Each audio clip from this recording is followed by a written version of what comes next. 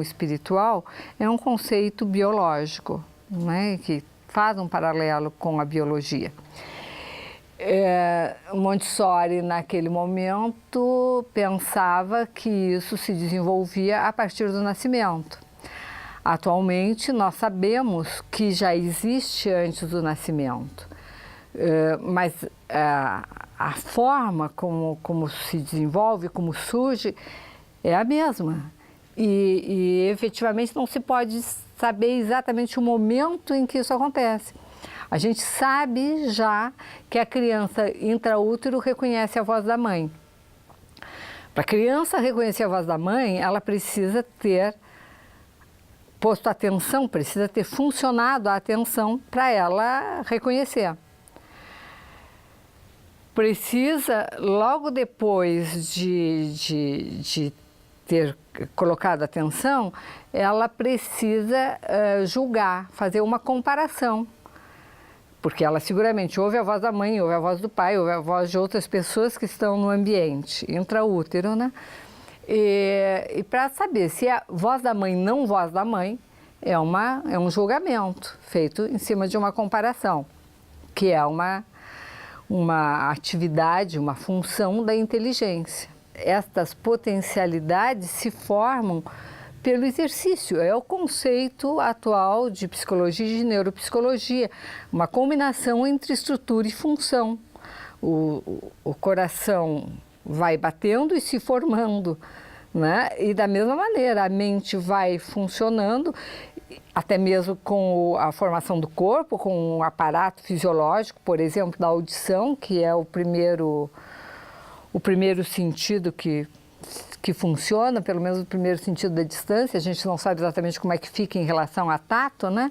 Mas os conceitos são formados já intraútero, por exemplo, né? Dentro, fora, a criança forma intraútero botando o dedo na boca. Não tem palavras, não tem conceitos, mas tem a experiência do conceito, a experiência corporal.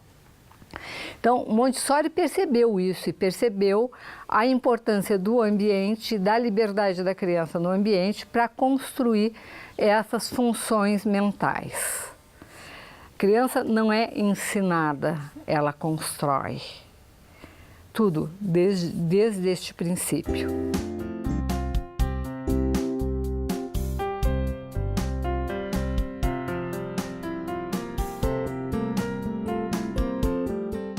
Então, Montessori considera que a imaginação também é resultado da observação do ambiente. Ninguém imagina uma coisa completamente diferente daquilo que alguma vez tenha percebido com os seus sentidos, né?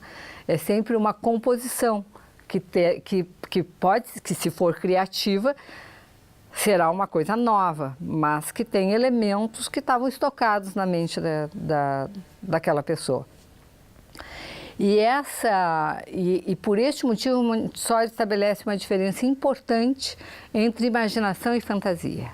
Imaginação é baseada na realidade e é função que permite ao homem criar, e, portanto, criar o progresso, criar todas as coisas que existem na nossa civilização.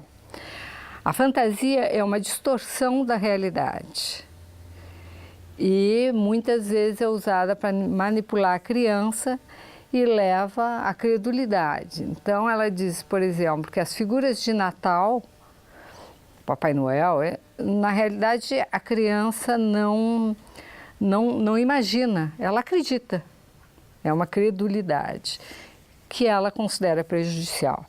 Então, Montessori propõe para a criança, a psicologia do desenvolvimento de Montessori, propõe um ambiente livre, adequado, estimulante, onde a criança realmente possa interagir, e isso por toda a vida, né?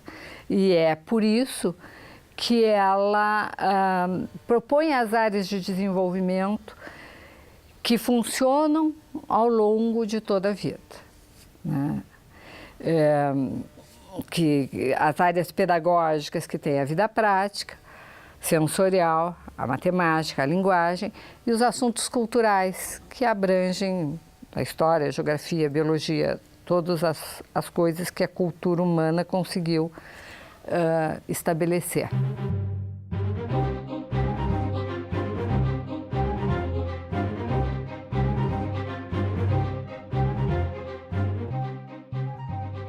Então, Montessori propõe essas áreas para todo o período de desenvolvimento. Montessori, como muitos outros autores, ela considera planos de desenvolvimento. Ela tem a criança, são 4 planos, de 0 a 6 anos, 6 a 12 anos, 12 a 18, 18 a 24, 18 em diante. Montessori tem 2 quadros em relação a esses planos de desenvolvimento. Num dos quadros, ela representa os planos de desenvolvimento com triângulos, que são todos da mesma área e que têm coloridos diferentes. O primeiro e o terceiro são vermelhos, o segundo e o quarto são azuis. E esses quadros têm todo um significado. A linha horizontal significa o desenvolvimento cronológico, enquanto as linhas inclinadas são o desenvolvimento psicológico. Os vértices dos triângulos representam o ponto onde as características do período estão na sua expressão máxima. E na parte de baixo do quadro tem uma comparação com a educação, que é uma crítica à educação tradicional, onde com linhas grossas ela mostra assim a divisão entre os períodos, a divisão artificial entre os períodos. No segundo quadro, chama-se o bulbo, e é como se fosse um bulbo, então é um grande saco e depois afina. E eu acho muito interessante porque, para mim, esse saco representa justamente assim, o saco das potencialidades e das possibilidades com o qual o ser humano nasce, né? Acho interessante que não é muito diferente dos períodos de desenvolvimento propostos por outros autores. Montessori dá uma importância assim, fundamental ao primeiro período, do 0 aos 6 anos, que é o período de conformação do homem. Então, do 0 aos 6 anos é a formação do homem, depois é o desenvolvimento do homem. E esse é o período de grandes possibilidades. No entanto, acho importante frisar que a educação Montessori é uma proposta que abrange todos os períodos do desenvolvimento. Ela realmente começou trabalhando com crianças de 0 a 6 anos, e nessa proposta, com o material pedagógico usado, a criança é completamente alfabetizada, a criança aprende a análise sintática e a criança domina as 4 operações, conceitos numéricos, frações, é muito rico. No primeiro período, que vai do nascimento aos 6 anos, a criança realiza sua própria construção através da exploração e da absorção do ambiente que a circunda. Sua inteligência trabalha em função do externo e das relações superficiais existentes entre os objetos e as suas qualidades. É um período essencialmente sensorial. Na proposta dos 6 a 12 anos, a Montessori propõe o estudo do universo, o conhecimento do universo. E essa proposta foi elaborada já em colaboração com o filho, com Mário Montessori. Tem como disparador grandes lições, histórias que o professor conta e a partir das quais a criança vai desenvolver pesquisas nas diversas áreas de conhecimento. Se pode até fazer se vê uma certa similaridade com pedagogia de projetos, só que seriam projetos individuais ou em grupos que que as crianças se escolheriam e projetos de livre escolha da criança, né? No segundo período, que vai dos 6 anos aos 12 anos, o jovem é capaz de relacionar os fatos à luz da razão, preocupando-se com o como e com o porquê das coisas. É a entrada no mundo da abstração. E na adolescência, Montessori já propõe uma integração da criança, uma vivência com o mundo do trabalho, de uma forma naturalmente adequada, protegida, especial, mas que a criança já tenha uma percepção de como é que funcionam as relações econômicas e como é que ela pode colaborar na sociedade. E no terceiro período, que vai dos 12 aos 18 anos, o mundo passa a interessá-lo sob um ponto de vista diferente. Procura aquilo que deve fazer, ou seja, desperta para o problema das causas e dos efeitos.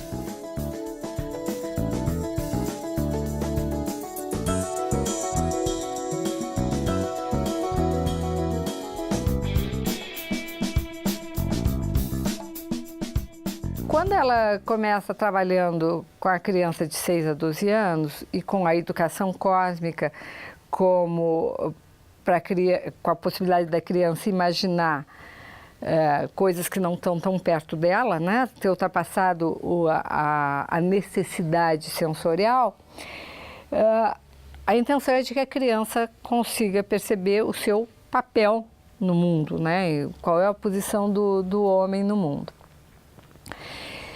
E aí ela começa trabalhando com as necessidades fundamentais que são universais. Todo mundo precisa comer, todo mundo precisa se abrigar, todo mundo precisa se vestir. E trabalha necessidades materiais e necessidades espirituais. E as tendências naturais, que são as tendências para a satisfação dessas necessidades. Especialmente atenção, exploração, orientação, organização, e que também são universais. Agora, a forma de satisfazer essas necessidades depende do ambiente, então varia. Todo ser humano constrói abrigos, mas os abrigos são diferentes se a pessoa mora num país frio ou num país quente, na beira de um rio ou no alto de uma montanha. Esse estudo das necessidades, da forma de satisfação das necessidades, embasa a história e a geografia. E já começa com as crianças pequenas, onde na geografia, por exemplo, as crianças têm os mapas de quebra-cabeça dos continentes, e aí vão estudar quais são os animais de cada continente, quais são os povos que vivem, quais são os tipos de abrigos. E isso, na realidade, é muito importante para a construção da paz, porque então, em vez de partir do outro diferente de mim, e eu então me sinto desconfortável, desconfiado em relação àquilo que não conheço, se parte daquilo que é parecido. Quer dizer, quando se vai trabalhar o Japão com uma criança, é muito interessante vir com o que tem de tão diferente, mas nós temos que começar pelo que temos de semelhante, para estabelecer a empatia.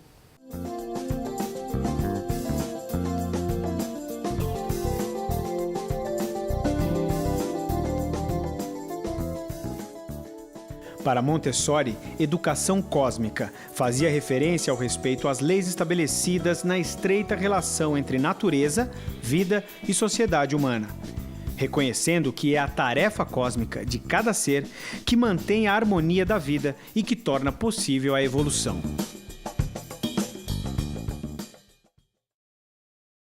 Inicialmente, as pessoas pensavam que educação cósmica era o nome do currículo para crianças de 6 a 12 anos. Segundo Phil Gang, essa nunca foi a ideia de Montessori. A educação cósmica para Montessori é um conceito filosófico que perpassa todos os níveis de desenvolvimento. E atualmente é assim que se trabalha. digamos assim, embora muitas vezes se possa encontrar nas escolas assim uma estante de educação cósmica, onde tem linhas do tempo, onde para crianças pequenas tem exercícios que se mostra os elementos, a terra, o ar, a água. Na realidade, a educação cósmica deve estar em todas as áreas.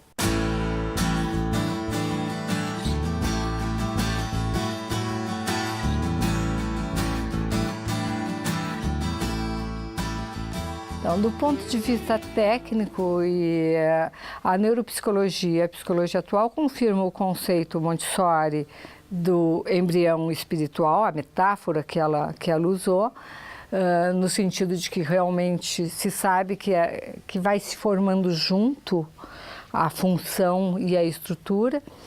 E também assim, a autoconstrução do ser humano, a autoconstrução do conhecimento, a ideia do ser humano como um caso biológico é exatamente o que Varela e Maturana apresentam com o conceito de autopoiese e toda esta visão de situações que ocorrem no ser humano e que ocorrem também em outros seres animais de forma semelhante. Atualmente, é acreditado, especialmente nos Estados Unidos, assim, que se partirmos do entendimento neuropsicológico, o sistema de educação que pode levar a uma educação universal, a que realmente todas as crianças aprendam como têm o direito de aprender, é o sistema Montessori. Então, realmente é muito importante que o sistema Montessori seja disseminado no Brasil, seja alcançado especialmente a população mais pobre, que tem mais dificuldades de inserção na escola, tal como ela está organizada atualmente.